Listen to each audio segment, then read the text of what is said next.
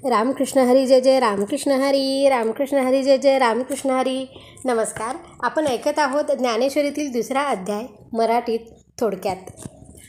अध्याय दुसरा, सांख्ययोग. या अध्यायात श्री ज्ञानदेवांनी सांख्यशास्त्राचा अभिप्राय सांगून बुद्धियोगही थोडक्यात सांगितला आहे. मोहग्रस्त अर्जुनाला भगवान श्रीकृष्णाने या अध्यायात उपदेश करण्यास सुरुवात केली आहे.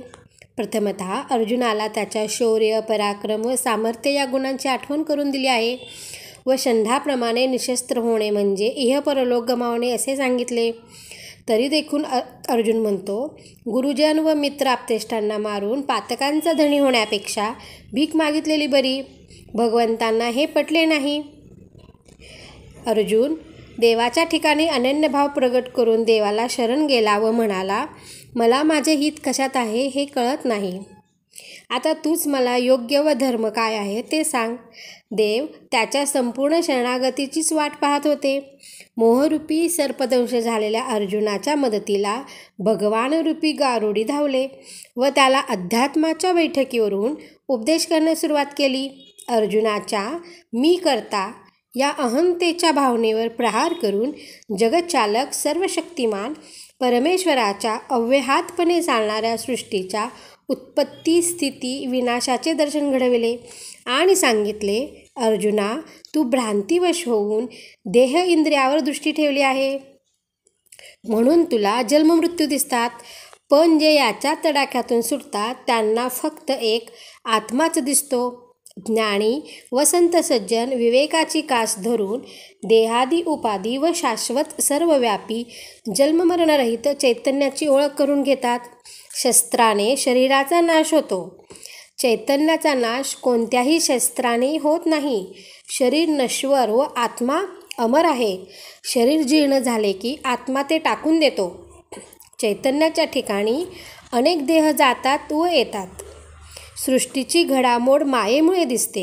येथे भगवंतांनी अविनाशी आत्मा व नाशिवंत परंतु पुन्हा जन्माला येणारा देह यांचा विचार स्पष्टपणे सांगितला व पुढे क्षत्रिय धर्म विशद केला. करुणा, दया हे ब्राह्मणांचे गुण युद्धाच्या वेळी क्षत्रियांनी अंगीकारले तर त्यांचा संपूर्ण नाश होईल. शस्त्रसन्यासामुळे अपकीर्ती, अधर्म वाटायला येईल. युद्धात मृत्यू आला तर स्वर्ग मिळेल आणि जय मिळाला तर राज्य. म्हणून जय अथवा पराजय मिळो त्यात तुझे कल्याणच आहे. समत्व बुद्धी ठेवून धर्मयुद्धाला प्रवृत्त हो, त्यात पाप मुळीच लागणार नाही. येथपर्यंत सांख्यस्थिती सांगून पुढे भगवंत निष्काम कर्मयोग सांगतात. अनासक्त बुद्धीने स्वधर्माचरण केल्यास प्रपंचाच्या उपाधीत असूनही ती उपाधी मनुष्याला बाधा करू शकत नाही. अर्जुनाला तुला निष्काम कर्म करणेच योग्य. ईश्वरार्पण बुद्धीने केलेले कर्म दैववशात असंग राहिले तरी ते ईश्वराच्या ठिकाणी प्रविष्ट झाले असल्यामुळे परिपूर्णच आहे.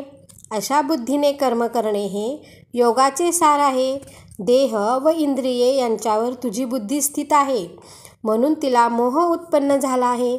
ती बुद्धी शुद्ध झाली की योगस्थितीचा साक्षात समाधीचा अनुभव येईल. रामकृष्ण हरी जय जय रामकृष्ण हरी.